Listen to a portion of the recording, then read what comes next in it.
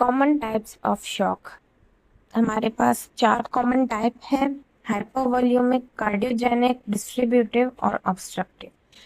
तकरीबन सब में क्या होगा? लो बीपी, ठीक, और रेज पल्स। जब भी लो बीपी और रेज्ड पल्स आए तो हम उसको शॉक में कंसीडर करते हैं उस पेशेंट को। ठीक, अब है हाइपोवॉल्यूमिक। हाइपोवॉल्यूमिक के कॉजेज क्या क्या होते हैं? ट्रॉमा, ब्लड लॉस हो गया, हेमरेज, डिहाइड्रेशन और बर्न्स। इन सारे कॉजेज की वजह से हाइपोवॉल्यूमिक शॉक होगा, जिसमें ब्लड का वॉल्यूम ही कम हो जाएगा, जिसकी वजह से वीनस रिटर्न कम होगा और कार्डियक आउटपुट भी कम हो जाएगा।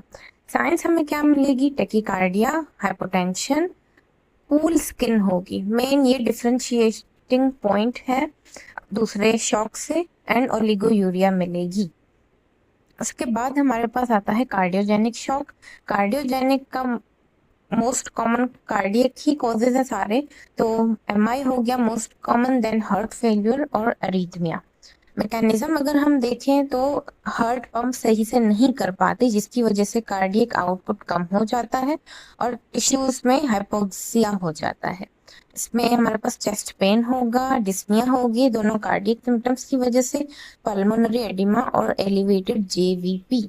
ठीक, अब आता है डिस्ट्रीब्यूटिव शॉक। डिस्ट्रीब्यूटिव शॉक के हमारे पास कॉजेज कौन कौन से हैं? सेप्सिस, ठीक, एनाफाइलेक्सिस और न्यूरोजेनिक इंजरी।